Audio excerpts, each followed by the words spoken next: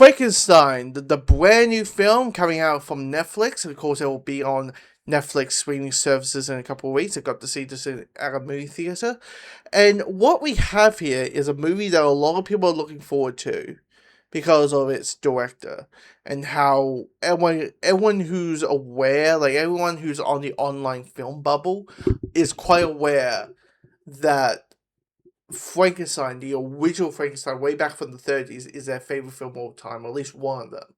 So you know that if they're going to retell it, there's something here. There's a way that they, and actually, it's been a while. Like I think, when was the last ever like here's a straightforward Frankenstein story?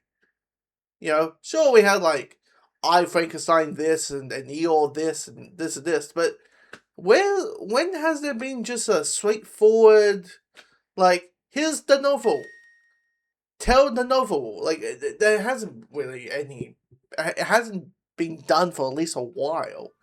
Like, sure, you may say, well, what about Creature Commandos? Well, you know, that's part of some DC thing as well. So, it's a whole, you know, that it's been a while since we had one, so there's that. But you know from the director being, you know, Guillermo del Toro, the director of Shape of Water, the director of the first two Hellboys, the director of Pan's Labyrinth, um, everyone, you know, you know that there's a take. You know this is going to be at least at best amazing, or at worst good. And sadly for me, like the weird thing about Frankenstein, this version of Frankenstein, is that everything I saw was great.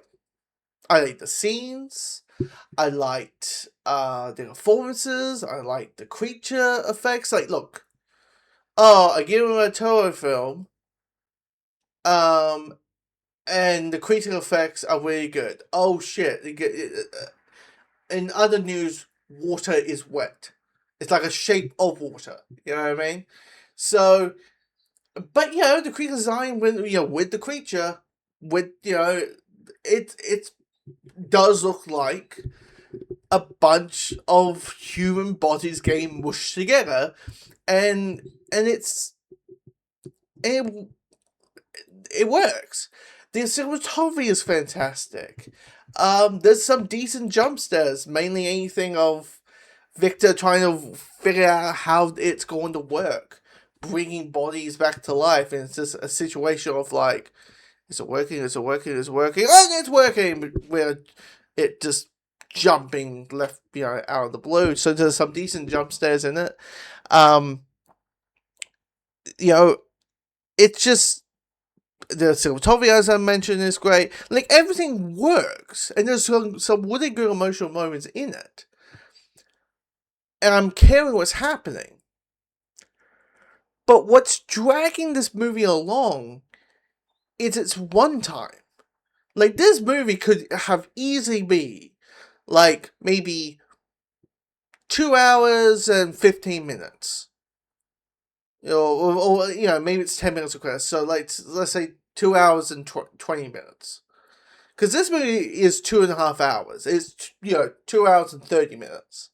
And it didn't need to be that. Because this whole movie starts, spoiler for me spoiling Frankenstein, a story that's been around since, like, the 19th century. But it starts with a bunch of Russian sailors find Victor Frankenstein in the snow. And he tells these sailors what happened to him. Because he's all injured. Okay. And then you get to tell, and then we get this is how we got here, story trope, or story format. And I don't think it really works here. Like, all the stuff in the snow, with the Russian sailors, and the Russian, with the Russian sailors and those characters, I feel like you could have easily just moved that all the way to the third act. And just start when we start. with the stories, because it's also in chapters. We get a prologue, we get chapter 1, which is Victor's tale, and then chapter 2 being the creature's tale, which is basically just a continuing, because there's like a 1 minute scene where the creature shows in and says, "Let me tell you my story." You go, "Oh my god!" I was like, "Okay, this is interrupting everything. This is interrupting everything." This movie could have like a flow like the wind, but it doesn't. But it keeps halting.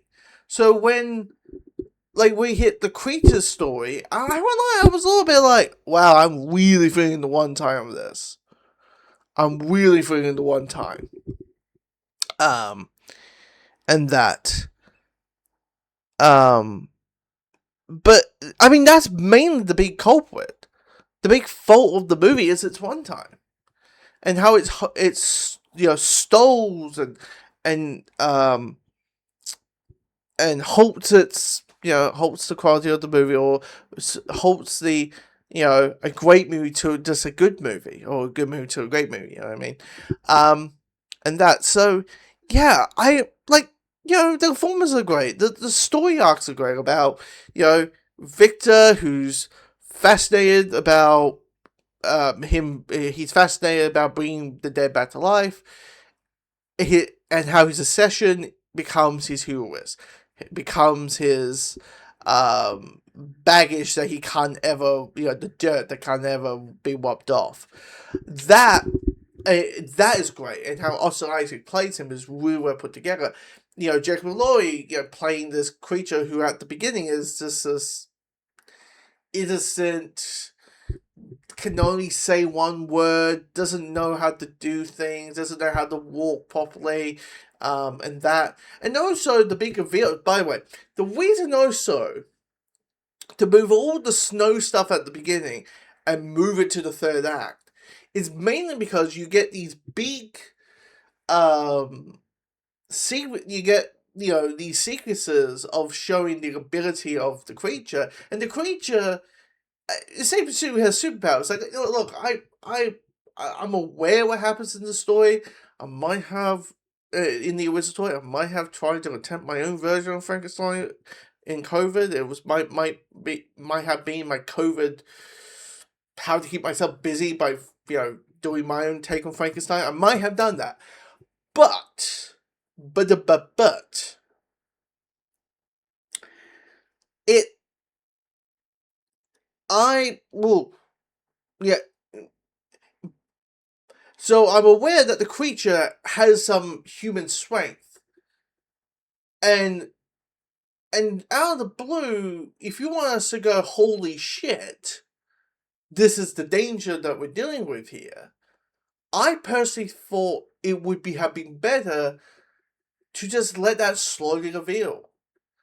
When we find out that the creature, when Victor finds out that the creature can heal, is when Victor finds out the creature can heal, and finds out that it has super strength to the point it can move a boat.